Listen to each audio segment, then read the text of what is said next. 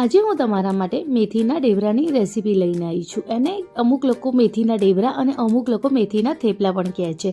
આ એકદમ સરળ રેસીપી છે. તમે એકવાર ઘરે આને જરૂરથી ટ્રાય કરજો.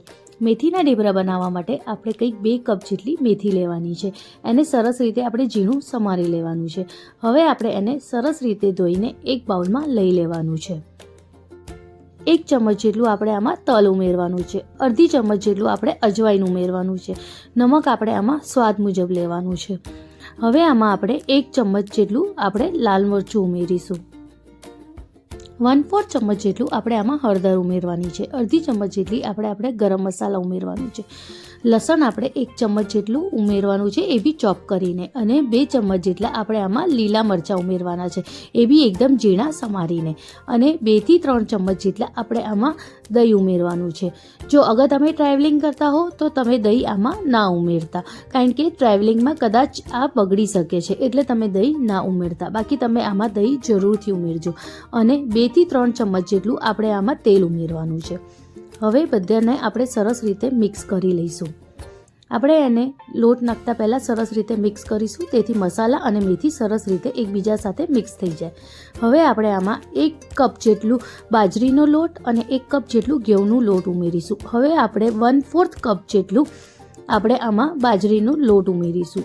આમાં મેં બાજરીનો લોટ કરીબન 1 + 1/4 કપ જેટલું આમાં મેં ઉમેર્યું છે. અને 1 કપ જેટલું મેં આમાં ઘઉંનો લોટ ઉમેર્યું છે.